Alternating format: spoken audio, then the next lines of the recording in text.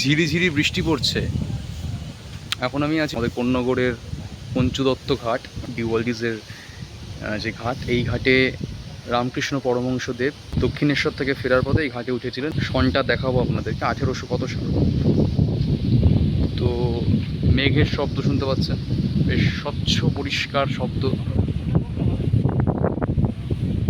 গাছপালা, কত সুন্দর একটা পরিবেশ, দুর্দান্ত দুর্দান্ত। মানে এই এই আনন্দ প্রকাশ করা যাবে না, এত সুন্দর। এখন এই সময়টা পুরোটাই ভাটা চলছে, তো সেই কারণে দেখাতে পাচ্ছি না জলের স্রোতটা কতটা আসছে। জলের স্রোত সাংঘাতিক, জলের স্রোত হয় একেবারে। এই আমি যেখানটা দাঁড়িয়ে আছি এত অবধি জল উঠে আসে, এই এতটা অবধি জল চলে আসে, এতটা পুরো পুরো ঘাট জলে ভর্তি হয়ে যায়। এখন ভাটা চলছে বলে বোঝা যাচ্ছে না, 12টা নাগাদ হয়তো জোয়ার আসবে, তখন পুরো জল থই থই করবে।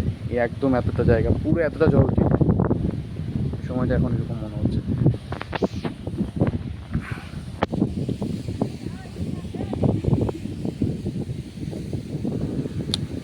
একটা বিশেষ যেটা আমার খুব ভালো লাগে, এটা হচ্ছে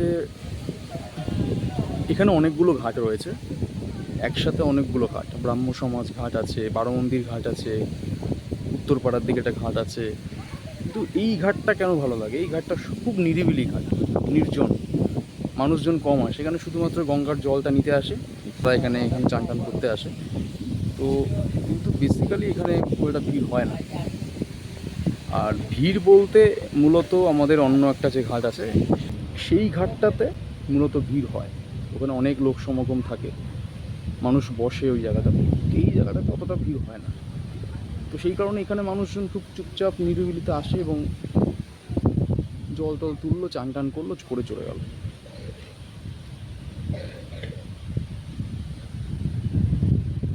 বেশ সুন্দর হাওয়া দিচ্ছে, পুরো আকাশ দেখো কালো মেঘে ছেয়ে গেছে, ওই দূর থেকে বোঝা যাচ্ছে কতটা ভিড়। ওই লাইনটা খালি দেখো। দক্ষিণেশ্বর ওইদিকে, ওইদিকে দক্ষিণেশ্বর, একদম সোজা গেল দক্ষিণেশ্বর বালি ব্রিজ। হ্যাঁ, ঠিক আছে। আবার এদিক থেকে যদি আমরা যাই তাহলে এটা পড়বে হচ্ছে নৈহাটি পড়বে এদিকে, এবং অনেকটা দূর, মানে বলতে মনে হচ্ছে ওই দিকে অনেক দূর। নৈহাটি থেকে যে চুঁচুড়া অবধি যে ঘাটটা, চুঁচুড়া ঘাট অবধি যেটা যায়